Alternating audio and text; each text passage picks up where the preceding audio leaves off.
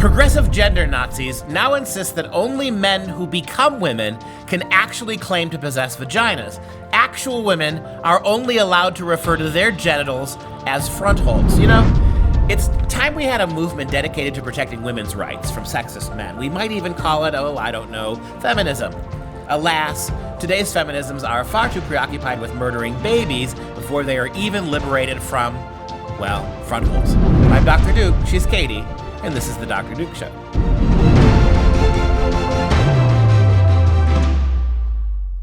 Hello, everyone, and welcome to the Dr. Duke Show, the only program that keeps you educated on the craziness impacting K-12 classrooms and college campuses around the world.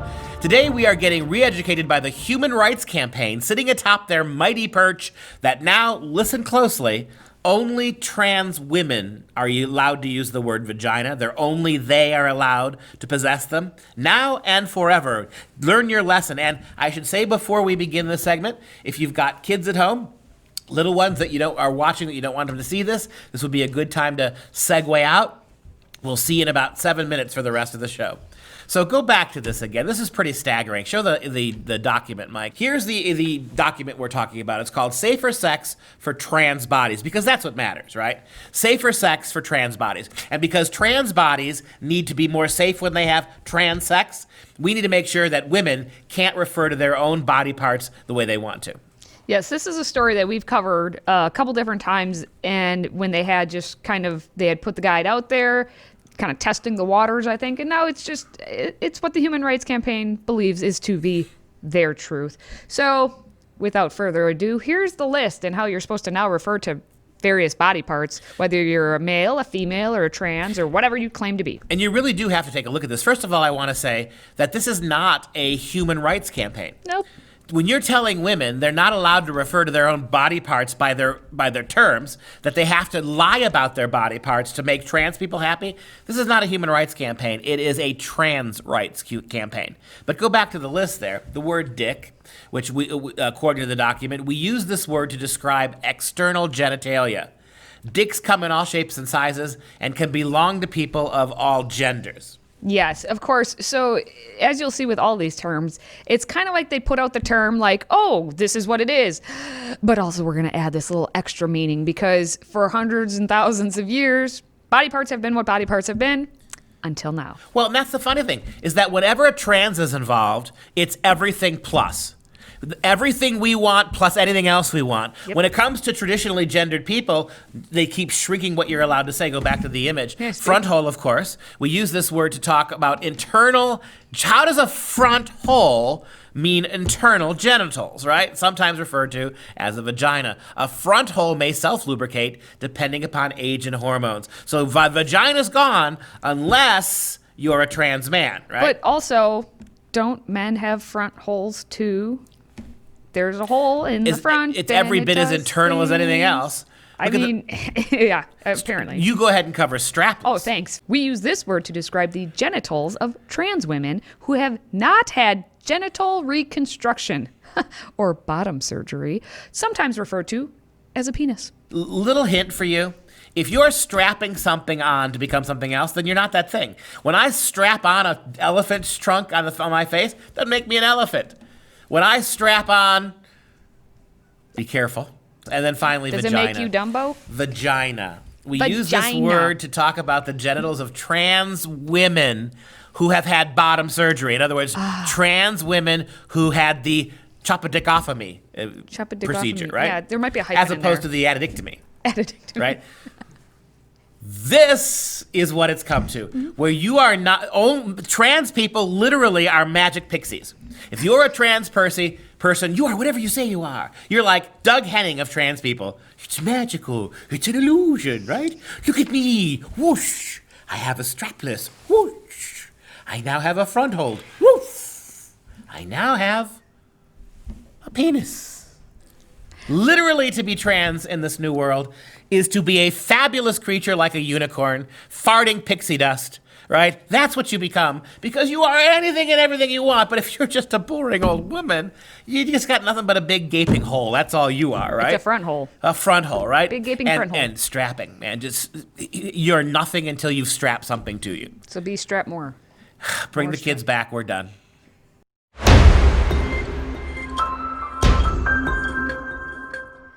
Well, that's enough front hole talk and all of that. So we're going to just talk about a law professor who thinks, the Constitution is racist and has gendered language. So you know what we should do? Scrap it. The University of Texas Austin has a law professor who wants to just scrap the whole Constitution because, the language is outdated, and obviously that means that it's gendered and racist. Yeah, it uses male and female pronouns. All these things. Yeah. So Richard Albert is a professor of law and government, and he wrote an op-ed in The Hill that begins, "The United States Constitution protects rights and liberties, but its gender and racially oriented language undermine the promise of equality it proclaims. Its gendered and racist words stand in the way of true reconciliation in this divided country and have no place in any modern society. It is the Constitution's purpose to reflect America's modern values of equality and inclusion." These are liberal Puritans. These are progressive Puritans. You think about what the word Puritan, whether it's fair or not, the word Puritan has entered the English language as somebody so monolithic, somebody so black and white in their interpretation of scripture or anything else, that they are incredibly repressive to everybody else. They want to censor, they want to punish, they want to burn. These are liberal Puritans. I mean, literally, they're so literalistic that they cannot read the founding documents. They can't read the Constitution for what it actually says. It's the semantics that bothers them, right? I won't listen to you because you're dressed in the wrong outfit, right? I can't go to church here because they sing the wrong hymns. And that's it. It is completely 100% topical and superficial. It is childish. Liberals used to make fun of Puritans for being so literally minded that they were shallow. And yet, what if we turned out here with a law professor, somebody who is a modern-day Puritan? Dude, you are no different than any other tight-ass, uptight, completely reactionary, utterly shut down any worldview I disagree with. You're a professor. I get why Puritans were Puritans in the 18th century. Why are you the way you are with your big fancy legal education? Evidently, critical thinking at college law programs, critical thinking has been replaced with groupthink and with religious dogma. That's what makes you a Puritan. Go read Shakespeare's Twelfth Night. You are malevolent. That incredibly puritanical, incredibly hypocritical kind of a Puritan. You are, my friend, malevolent. Shakespeare professor brings in the Shakespeare. Well, this gentleman also cites the 13th Amendment as an example of racism, just so we get to what his Puritan level is. He says that it abolishes slavery, the 13th Amendment, but it still includes the Fugitive Slave Clause, which, remaining in the Constitution, is a, quote, painful reminder of America's original sin. But that's not even the best part. So we're not supposed to be reminded, but we're reminded. Silence is complicity. Right? Silence is, it's violence. We've Silence created the violence. 1619 ahistorical project to remind ourselves about it, Yes. but the Constitution can't remind us about it. So screaming Herodins in Ivy Leagues reminding us of slavery, it's a good thing. Mm-hmm. The Constitution reminding of it's a bad thing. Is that understand that correctly? Yeah. Malevolent. Well, here's the best part. He writes, some will say that the Constitution's racist and gendered language should not matter because women can run for office and black persons are full citizens of the United States. But imagine how school children must feel when they read the Constitution in their basic civics course. Okay. Where is that course? Let's just take the moment to laugh. Some will be made to feel less than welcome in their own country. Others may wonder why some of their classmates are singled out for unjust treatment. Many will internalize that the highest law of the land creates a hierarchy of citizenship. This is what's called education. The reason they go to school is to be able to make those distinctions. But you, a law professor, can't make them. I mean, I would hate to have you on my side in a trial. You have absolutely an inability to determine behavior from motive, attitude from practice. You are worse than a second grader. The purpose of going to schools is to have a smart teacher teach you that what these words meant in their context, right? Whatever happened to you guys? I mean, you are malevolently worse. You're Cromwell leading your armies into Ireland to subject the natives. You are everything you claim you're not. And you, for a teacher and or for a lawyer, those are really bad things to do, pal. Stop talking about actual history. That's not allowed. Stop it. Actual history. Stop it. Here's where you know the the article, the op-ed already ran off the wheels, but here we go. He also talks about Hillary's run for president and how the Constitution says he and his, but it didn't stop Hillary from running. and yes, she persevered. She will, yeah, uh-huh. And then threw a great big tantrum behind the stage after she found out that her perseverance was met with severe... Yes. Well, and then it mentions how Norway actually updated its language and that it has no mention of hateful language. So to me, I'm thinking, move to Norway then. Then he says, but not so in the United States, at least not yet. The Constitution is replete with obsolete and outdated language that weakens rather than enhances the feelings of belonging that a Constitution should generate among a country's citizens. It is time to update the Constitution to reflect America's modern values of equality and inclusion. At least not yet. There's your Puritan moment, That's right? exactly There's your moment of, we're going to get to it. We will get to it. And again, for a lawyer and a teacher, this guy's a disgrace.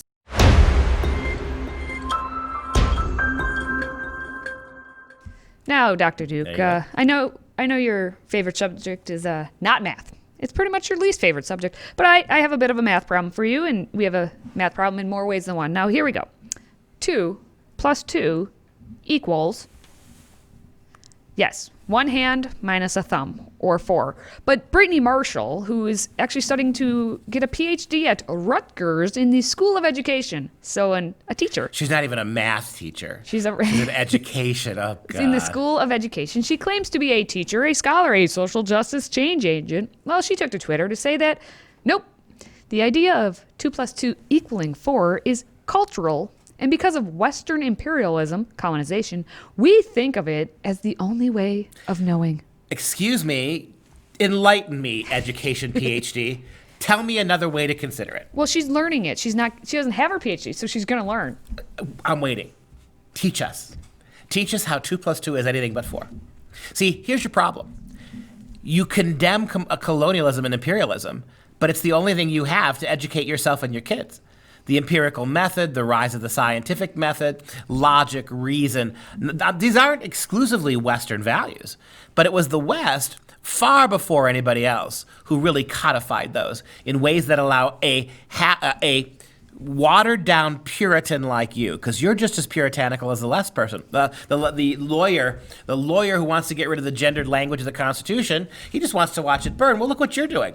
The Constitution is at least a document that can be debated. This can't be debated, and you want to burn it down. And what's really tragic is that idiot professor we looked at in the previous segment, he had arguments about what he'd replace it with. You can have the debate. You have nothing. You have nothing. You're going to burn it down for the sake of nothing. I think her Twitter profile, basically adjectives, tell her a little bit about what she would replace it with, because she said that she/her is a wannabe math person and BLM always. So we've been told in previous stories for a couple different years now that it's, racist, that white people, obviously Western values and all that, came up with this math system, and that black lives, they may not follow that exactly. Yeah. That's what they're trying to tell us. Is this Ebonics for math? Yeah, basically. Yeah. But the tweet that she put out, which of course is unavailable now because she got flack from it, it was actually a tweet replying to Nicole Hannah-Jones. Oh yes, New York Times 1619 Project, who won a Pulitzer for that dumb. So we've got Ebonics. Historical project. Now we've got Ebonics and Ebismatic. Ebismatic, right? Now we got Ebismatic because it's only Whitey who recognizes 2 plus 2 equals 4. And what you're really doing, ladies, with all due respect, this lady, the clown show professor we talked about in the last section, you're simply arguing that your own literalness and cultural ignorance, your own ignorance, is so dear to you that you make a virtue out of it, because you'd rather be an ignorant, virtue-signaling liberal than somebody who's proficient in math or somebody who understands what the Founding Fathers were really saying. So what you're doing is you are opposing civilization with ignorance, and you're choosing ignorance because too many on the side of civilization have been white. Congratulations, you deserve a Darwin Award. And since I actually have read books and know that 2 plus 2 equals 4, the reference of 2 plus 2 equaling anything other than 4 comes from the novel 1984 by George Orwell. And it's towards the end of the book, and you better read the book. But the main character is a guy named Winston. And he's being tortured, and he's like the only one who in the whole society thinks. And so one character says, "You are a slow learner, Winston. And he said, how can I help but see what is right in front of my eyes? 2 and 2 are 4. And the other guy says, sometimes, Winston, sometimes they are 5. Sometimes they are 3. Sometimes they are all of them at once. You must try harder. It is not easy to become sane. And that's the insanity of and what's the world happening. we live in today. Just last week, there was an article from a radical progressive communist who says we have to cancel George Orwell because he, wait for it, was not sympathetic enough to the Soviet Union. For that, Orwell has to be canceled, right? So telling the truth, and it was also George Orwell who said, in times of madness like this, telling the truth is the first order magnitude thing we must do. So to all of you, again, you literal Puritans, you siders with ignorance, you who boast about being so progressive that you'll take ignorance and anarchy over civilization and achievement, you can make your choice. But again, that's one gene pool that has way too much chlorine and way too much little kid pee in it to be able to survive.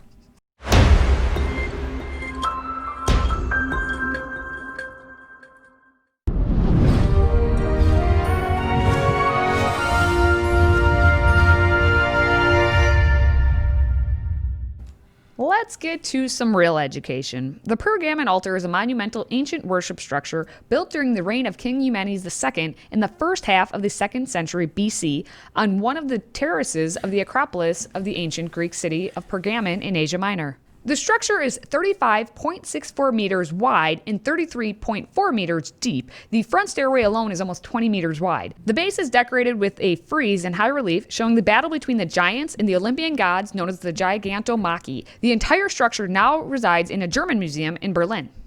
And this is really a remarkable archaeological feat. This was discovered by a German archaeologist in the 19th century. It was his original context. It was excavated very carefully. And then the entire palace and the entire altar had been taken down and methodically shipped back to Germany, where today you could there's a whole wing of a German museum in Berlin where you can see it right there. That was built to house this altar. So it really is quite fascinating if you take a look at the first picture there. Beautiful, right? It's an altar, sacrifice. They're not sure. They initially thought that sacrifice took place on it, but it turns out it wasn't an altar in the traditional sense that we understand an altar today. And if we get a closer shot, see how big it is, right? What a remarkable thing to be able to see. So it reminds me a little bit of what they did with the temple the Egyptian temple in the New York Metropolitan Museum, where you go to the Met. There's a whole room, it's beautiful, glassed in, where you could actually walk around inside a transplanted Egyptian temple. This is the same thing that the Germans did with this particular temple, this particular what they thought was a sacrificial altar. And you can see here, there's the friezes that Katie was talking about, these bas-reliefs, these relief statues that were carved all along the side of the edifice. And this is literally the Gigantomachy. It is the battle for supremacy between the Titans, the Greek gods who ruled before the Olympian gods, who were led by Zeus. Huge battle in the heavens where Zeus and the Olympians managed to overthrow the Titans. That is the so-called Gigantomachy. The giants of the pre-Olympian god period were overthrown.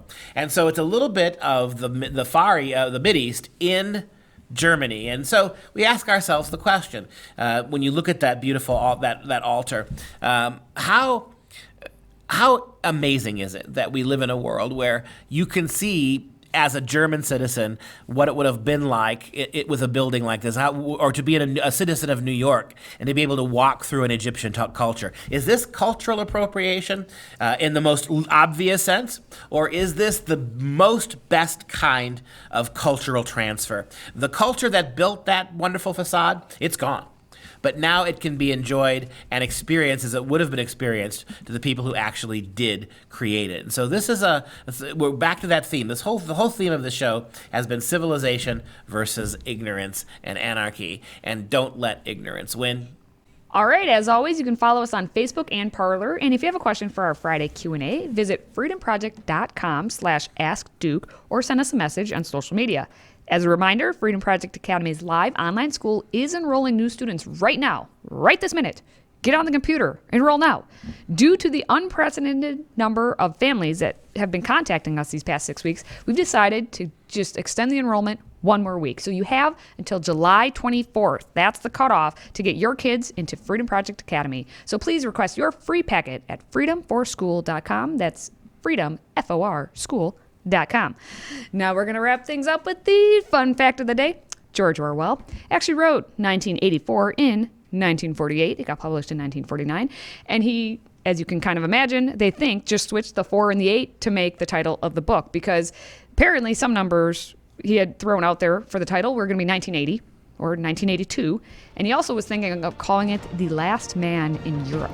Yeah, I always thought that he had a vision, that an apocalyptic vision of a time when there would be leg warmers and velvet scrunchies and parachute pants. Maybe that was the apocalyptic nature of this. And that's going to do it for us on this show. For Freedom Project, I'm Dr. Duke, and she's Katie. Until next time, stay educated, my friends.